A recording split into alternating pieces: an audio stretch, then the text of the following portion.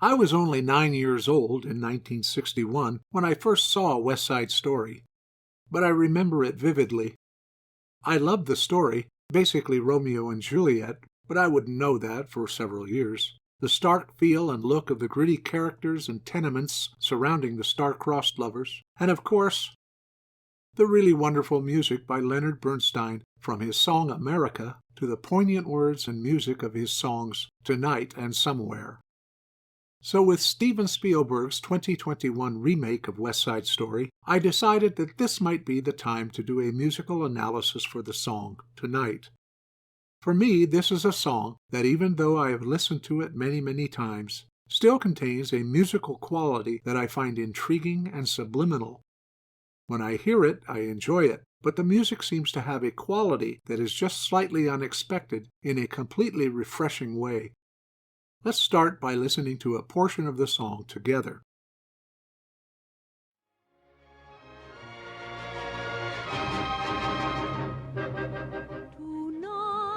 Tonight, it all began tonight. I saw you and the world went away.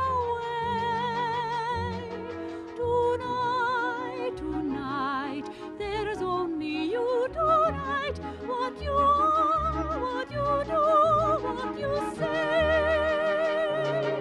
Today, all day, I had the feeling a miracle would happen. I know now I was right. For here you are, and what was just a world is a star tonight.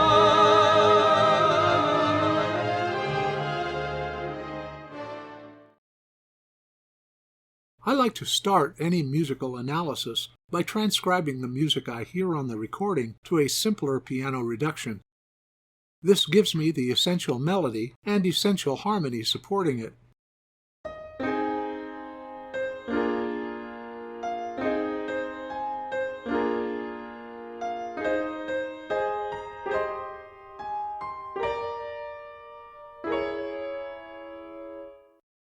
This visual helps me to see the patterns and harmonic functions and their significance as well as hear them. On first hearing the melody, we might assume that the piece is in the key of A-flat major. Certainly all of the notes in this melody surround, point to, and define the tonic of A-flat. But as we listen to the supporting harmony, we hear, almost buried, one particular pleasant and consonant but unexpected tone that is definitely not part of the A-flat major scale. What we hear is a D natural. The A-flat major scale would contain a D-flat. Scales are identified by the unique patterns of where the whole and half steps occur within a particular scale. In any major scale, the whole step, half step pattern always occurs as a whole step, half step, whole step, whole step, whole step, half step pattern. This pattern sounds like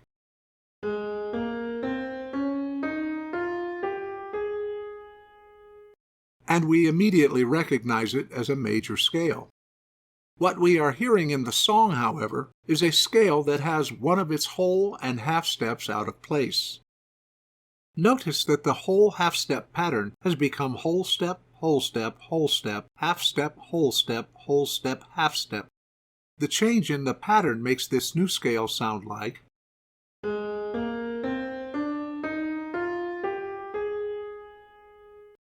This new scale sounds almost identical to a major scale, but not quite. Let's discuss a little background. During the 250-year period between 1650 and 1900, almost all music was written in either a major or minor key. The major scale was based on the sound and whole step, half step pattern created when a person played a C on a piano keyboard, followed by every white key thereafter until reaching the next higher C, as shown in the following.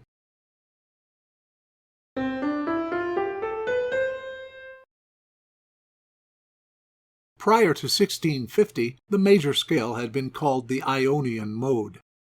The minor scale was based on the sound and whole step, half step pattern created when a person played an A on the piano keyboard, followed by every white key thereafter, until reaching the next higher A, as follows.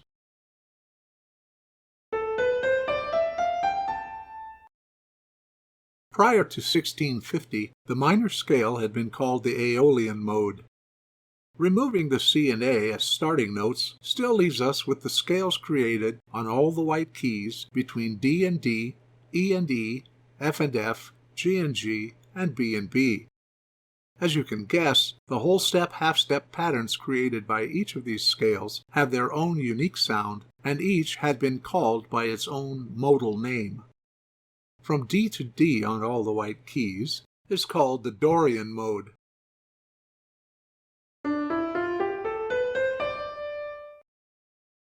From E to E on all the white keys is called the Phrygian mode.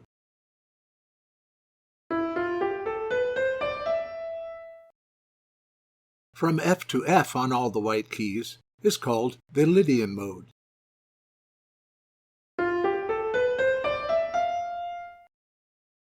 From G to G on all the white keys is called the Mixolydian mode.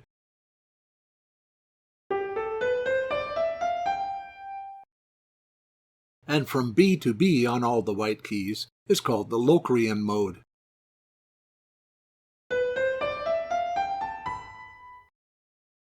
Comparing the A-flat major scale to the scale that Bernstein actually uses to write his song, we find that Bernstein has used the whole step, half step pattern of the Lydian mode starting on A-flat. To create chords that are diatonic to any particular key or mode, that is, chords that use only the notes that are normal to the scale and have not been altered by accidentals, we construct chords or triads above each of the notes as they ascend the scale. Each triad will have a particular sound quality, whether major, augmented, minor, or diminished.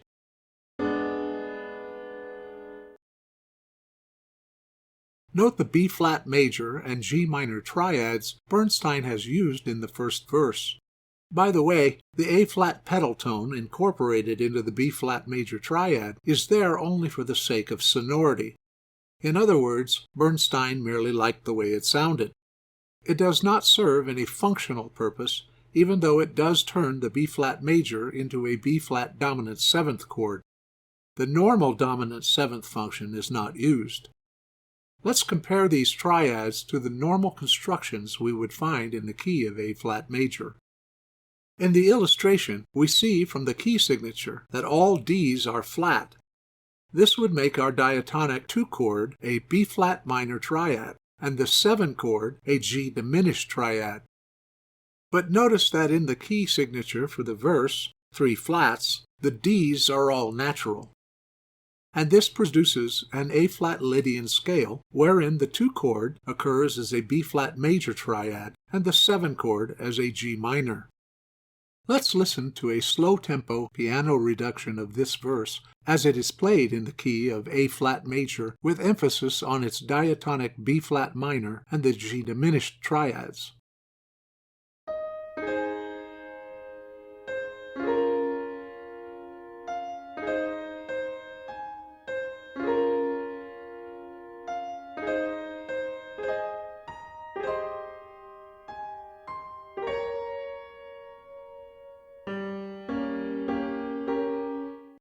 In terms of harmonic support, the B-flat minor is kind of a non-event. It is diatonic to the key of A-flat, and therefore supports the B-flat in the melody without our ears giving it any real attention. The G diminished triad, however, sounds very harsh or discordant within the phrase, and our ears do not want to rest upon it for any length of time. Like all dissonant chords, this one demands some kind of resolution. The reason for its dissonance is that this chord is built on what is called the leading tone of the A-flat scale. It is called the leading tone because it is only 1/2 step away from its tonic of A-flat, and when we hear it in context, it demands a return to the A-flat tonic. Observe.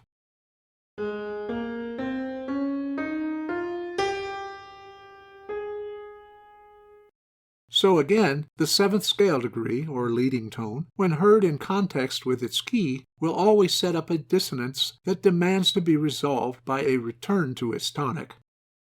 In addition, the three tones making up the G diminished triad are G natural, B flat, and D flat. As we said, the G natural wants to ascend back to the A flat. Because the B flat is located one whole step from either A flat or C natural, it is rather neutral and seeks to fall to the A flat or rise to the C natural. Finally, because the D flat is located only one half step away from C natural, it seeks to resolve by falling to the C natural.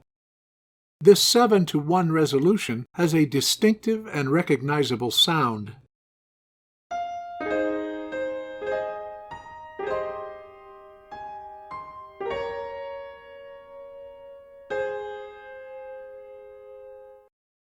But now, let's compare this passage to what Bernstein actually did write.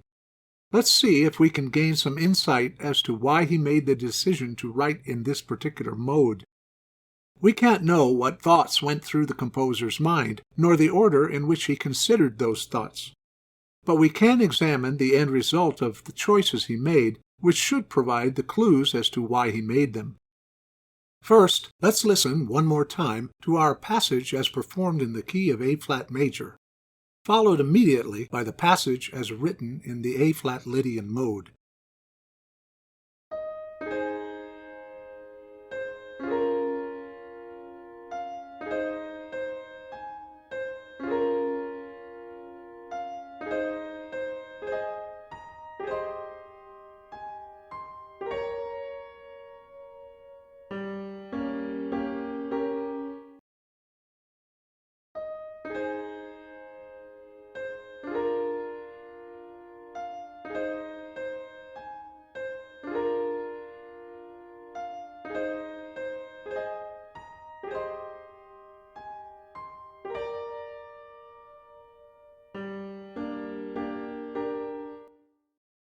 Personally, I hear a world of difference. First, notice that by making the single change from a D-flat to a D natural, we change the diatonic and uneventful B-flat minor triad to an unexpected and much brighter sounding B-flat major triad. This causes our ears to suddenly pay attention and to try to put the chord into context. But it passes so quickly that our ears only have time to register it as being pleasantly unexpected. The second time the triad shows up, our ears have established it as a real change from the A-flat major scale to this new Lydian scale. When we reach what would have been the earlier expected G diminished triad, the change in scale is confirmed by the appearance of the G minor triad, which has only a slight motive for resolution, and whose resolution has more options than simply to an A-flat. What always struck me about this passage was that all of its effects on the ear are quite subliminal, being buried within the harmony. Observe that the D natural never occurs within the melody. It is tucked away within the supporting harmony. Thus, its presence in the B-flat major and G minor is felt more than it is heard. Lastly, we see that the G minor triad does, indeed, resolve. But let's take a look at what it resolves to. Although we see the G minor triad moving into the B-flat half-diminished seventh chord, we do not see that the chord immediately following on the next page of the score is a C-flat major triad. Looking at the chords built on the various scale degrees in the key of C-flat major, we find that the diatonic 7 chord is a half-diminished seventh chord built on the B-flat. This chord, like all 7 chords in any major key, seeks to resolve in exactly the same way we described earlier for the G diminished and A-flat major triads. Because the B-flat half-diminished 7th chord belongs to the key of C-flat major, but not to the key of A-flat Lydian, it is classified as an applied chord. An applied chord is used to move us from one key into another by setting up a dissonance that is best resolved by logical voice leading into the chord that defines the new key. In this case, we apply the leading tone chord of C-flat major to resolve into the new tonic triad of C-flat major. In this first illustration, we have a B-flat tone which remains constant through the G minor and B-flat half diminished seventh, and then moves up by 1/2 step to the C-flat tone.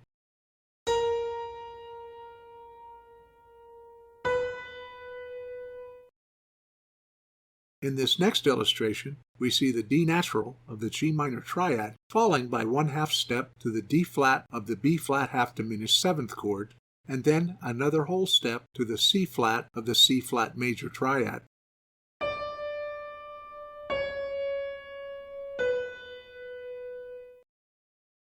In this illustration, we find the G natural and B flat tones of the G minor triad moving to the A flat tone of the B flat half diminished seventh chord. The G natural rises by 1/2 step to the A flat, while the B flat falls by whole step to the A flat. The A flat then moves downward by 1 whole step to the G flat tone of the C flat major triad.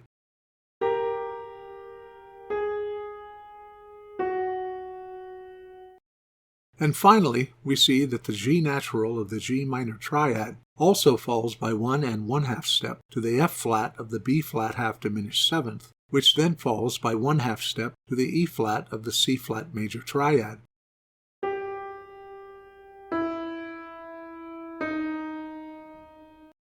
And using the principles of good voice leading, meaning that each voice of a chord moves much like water, following the path of least resistance, we move seamlessly through the end of the passage and into the next verse.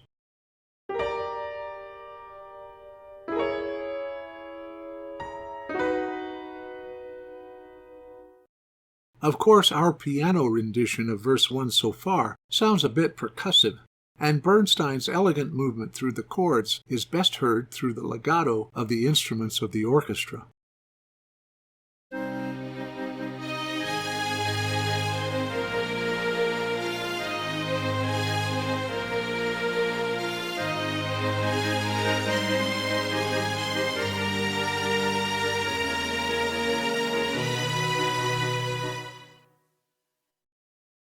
Moving on to verse 2, we see that the C-flat major triad, to which we have so nicely resolved, is actually the tonic triad for the C-flat Lydian mode.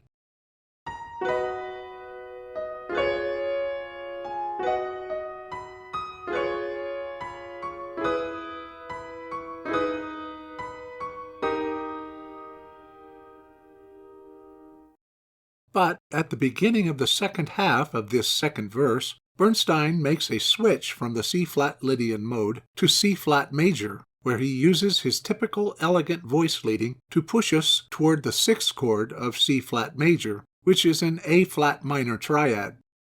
Indeed, note that we end this portion of verse 2 on an E-flat major triad, which is the dominant in the key of A-flat minor. But listen to what happens to the melody if Bernstein resolves directly from the E-flat major triad to the A-flat minor triad.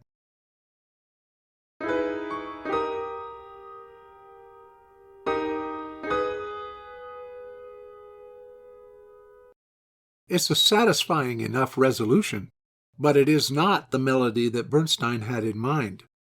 Bernstein's melody calls for an ascending half step from the E-flat to an F-flat, so his challenge becomes how to ascend by half step in his melody while supporting the melodic tone using a chord that is both diatonic to the key of A-flat minor and still allows for voice leading that is smooth and which makes sense to the ear.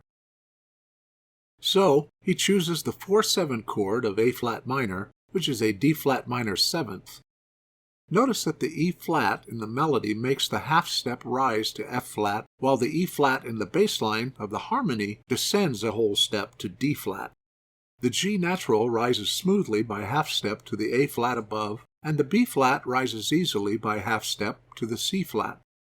This simultaneous descending bass line and ascending top line creates an expansive effect where the E-flat major triad seems to spread out into the D-flat minor seventh chord.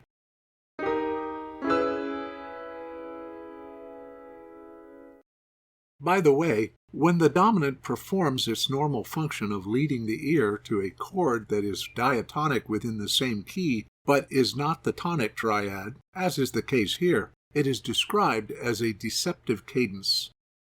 And the effect becomes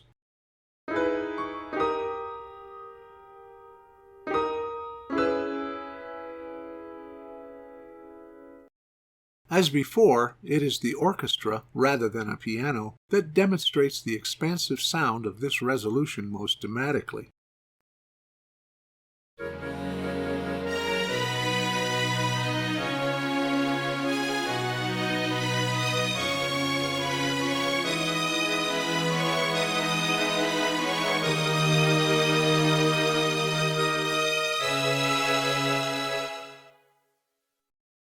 As we move into the bridge of the song, we observe that we are now in the key of A-flat melodic minor.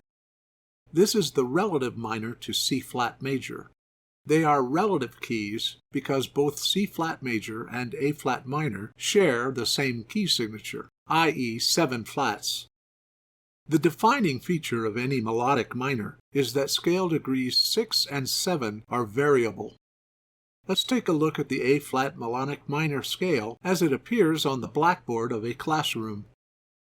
Note that as the scale is ascended, we encounter an F natural and a G natural, which have been designated as scale degrees raised 6, symbolized sharp 6, and raised 7, symbolized sharp 7.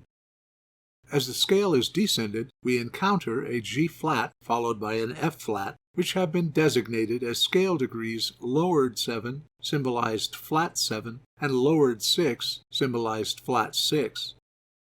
This variant of the minor scale sounds like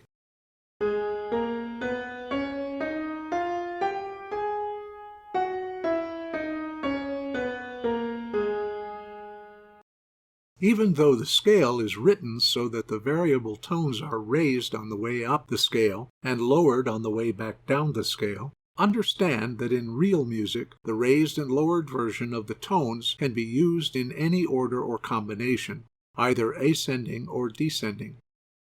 This is important because we will find that the harmonies chosen to support the melody are influenced by how those tones are put together.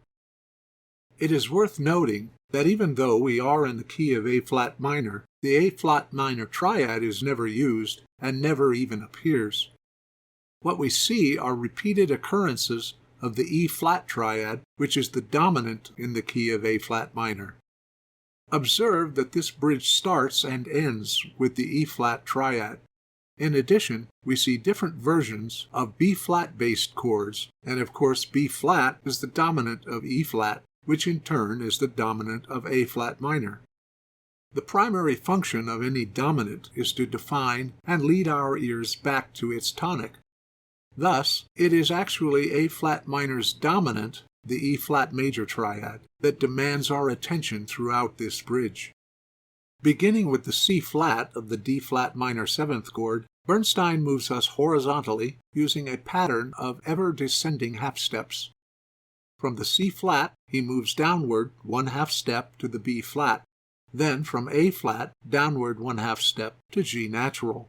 Then simultaneously, from B-flat and the E-flat below, downward 1/2 step to A natural and D natural, respectively, followed by a downward half step from the A natural to an A-flat.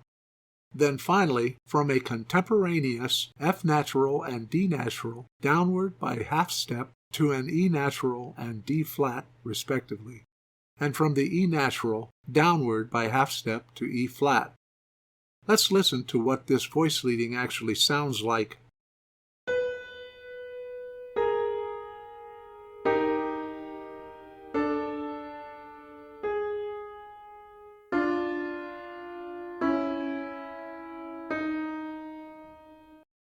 All the while, Bernstein weaves these ever-descending half-steps into vertical chords which tend to both support the melody and to define and guide our ears to the final E-flat, or dominant triad, located at the end of the bridge. In most cases, triads and chords have some kind of functional relationship to the key in which they are used. Many are simply diatonic, but even chromatic chords have some kind of explainable function with regard to their presence, a reason for being, if you will. In this instance, we find what are called voice-leading chords. Voice-leading chords are usually just sounds or vertical sonorities which have no particular function but have coincidentally grown out of the horizontal leading of the voices. Emphasizing and incorporating this descending half-step pattern into those chords, we achieve the following effect.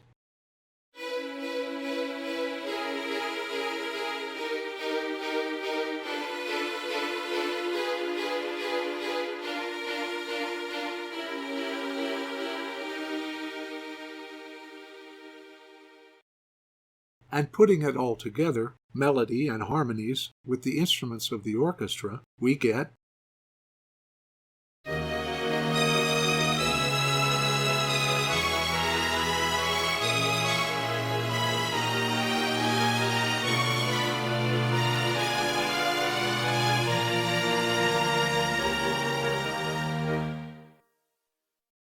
ending on the E-flat major triad, which is the dominant of and leads us back to the A-flat major triad found at the beginning of the final verse, and which, like our other verses, is written in the Lydian mode. In fact, we have been returned effortlessly to the very A-flat Lydian mode that we started with.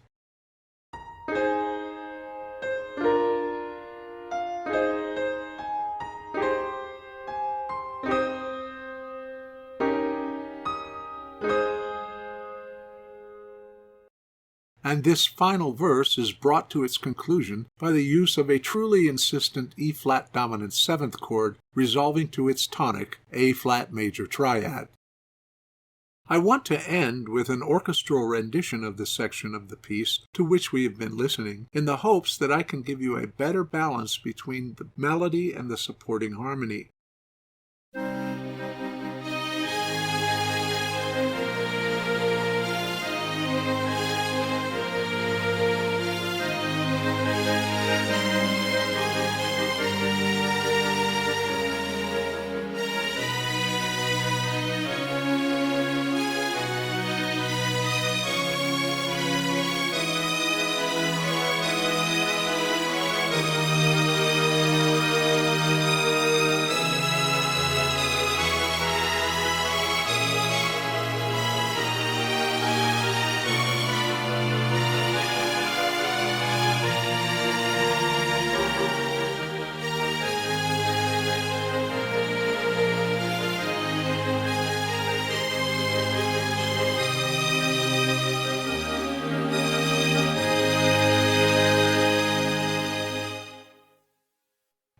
Leonard Bernstein was at once a fine composer, a renowned conductor, and a committed educator.